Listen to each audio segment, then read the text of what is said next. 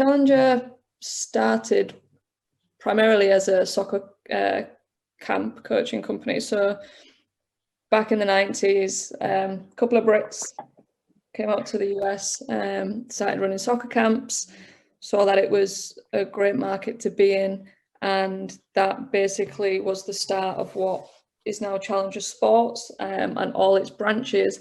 But all in all, it's all youth soccer. So whether you look at our academy division, which runs training through, the spring and the fall seasons, our tours where we take teams across abroad to different countries to expose them to the game in Europe or South America, wherever. Our virtual division, that's obviously grown this year. There's a lot of different divisions, but for the most part, we cater to the youth soccer market. We are hoping to coach through our academy, through our virtual, through our summer camps, somewhere in the realm of 150 to 200,000 kids this year. In our heyday, we've done 120,000 children just in the summer. We've stripped back a little bit. Obviously, COVID last year, we couldn't really get on the fields. We grew so fast that, and we got so big that I think we've realised even post-COVID, we want to focus on what we did the best, and that isn't necessarily having the hundreds of thousands of kids on camp, but it's making sure that we get the right people to implement the right things in the right way, which is a big thing that we stand for at Challenger. So we're not going to be that big this year, maybe not the next year, but we're certainly going to continue to do the things that we know how to do.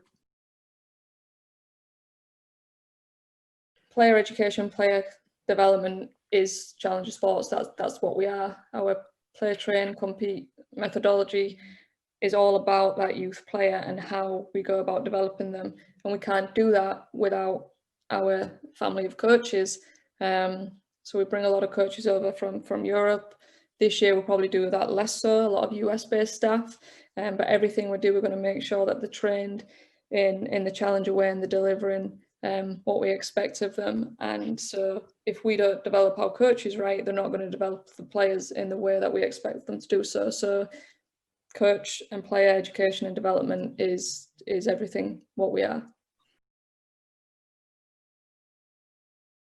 With hindsight, we can look now when we're forced into a situation that we're in now and see that there were probably some deficiencies in the way that we were doing things, but I still wholeheartedly believe we were doing it better than anybody else at the time. We committed a lot of resources, a lot of finances to, taking a lot of our full-time staff based in the US, putting them over into the UK and having, we have recruitment days, and then we have 2 and 3 days training weekends, one in January, one in March. And that was a huge financial cost, but it was so important to us that we try and get across our philosophy, what it means to be part of Challenger Sports, the expectations, just the camaraderie and everything like that. But like I say, in hindsight, we hope we go away from that weekend. And when I've always been a part of these training events, and I go away thinking, okay, who's retained what information there? Is there anything that I missed? Is there anything that I feel like they weren't as engaged in? Maybe it's an 8 a.m. class on a Sunday morning after the social on the Saturday night. It was very important that we did that, but there were certainly some deficiencies that we probably weren't ready to look at.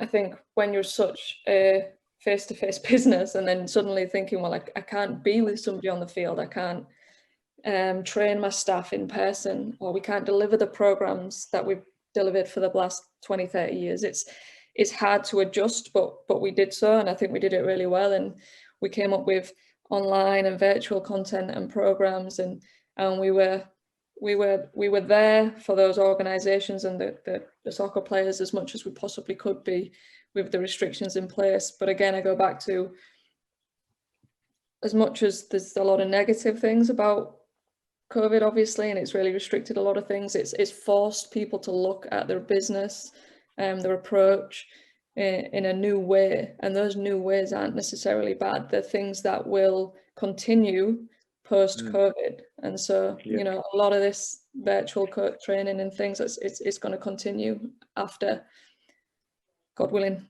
this passes. we call ourselves the total soccer solution at Challenger, and that's because we do so much in terms of tours, training, camps, uniforms, whatever. But one piece that I always felt we weren't doing to the best of our ability, given the expertise within the company, was coach education. Whether that be internally, but especially externally, you know, offering our expertise to organizations, to external coaches, there was a little bit of a gap there that I don't think we were filling as much as we could. And so that was where I started with James. It wasn't necessarily to, okay, what can we do to provide more education for our own coaches, but how can we, you know, use a platform that takes our coach education from a couple of coaches clinics in a season to more consistent, continued development and education. So it was January last year when I first started to look at it, and then given everything that happened, changed the tide a little bit, and I was like, okay, well, maybe we should use this internally as well, and that's where we're starting. I've been working with James obviously for a long time now, and we sent him a feature list, I think at the beginning, that had maybe 40 things on it, and now it's got over 100. So it's like, yeah, we do this. I'm like, yeah, but do you do this? So it was a long process going back and forth, and it's been great in the sense that we thought we knew what we needed, and then suddenly when we see some of the things that your platform does, it's like, okay, so we do need that, but it also makes us think of something that might come off of that. And the collaboration it's been since then in discussing that with you and the possibilities it might be on your roadmap or something that you might introduce, and the collaborative nature of it all has really helped us build out that feature list. Some of the key features is, well, for me, I think how you put yourself out there, how you're perceived. So Challenger Sports is a professional soccer coaching company.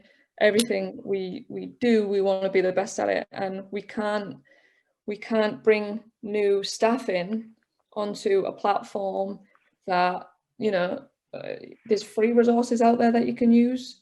The user experience, the user interface isn't great, but it'd get us by. But what does that tell our staff? And so just how sharp, clean, easy to use the platform is, really, when I was talking to other platforms and looking at what they had, it was really hard to come away from MiMentor just because of how good it looked. And that first impression it had on me, that's what I needed to have on my staff, who I'm expecting to deliver quality and professionalism. So I think just even that in itself, regardless of the content, was so important, and it was so impressive. Version 1, we're going to use it to take that training event of 2 or 3 days, take what we deliver there and apply it more effectively over a longer period of time, but also add to that. So the things that we've been doing in the past at training events, we are hoping that coaches come with a certain amount of qualifications and experience, and then we try and enhance that. But there's also a lot of other things that we need them to know on a logistical level. So to have a platform where we can take care of that, but then go further than we've ever gone before in our own development of our staff, in the sense of, okay, so I'm going to need to take care of X, Y, and Z before the camps start, because that's what our coaches need to know. But during that period where we want to continue to develop them, we might go into something more theoretical like LTAD or something like that, something that is actually going to develop them more as a coach, and something that we've not had a chance to do before, because everything we needed to do in 2 or 3 days didn't allow for some true coach education and development. So we're going to hopefully get our 350 coaches or so that are going to come out this year and get them on the platform and give them what they need to know to work for Challenger Sports, but hopefully do more than that and provide some true education as well.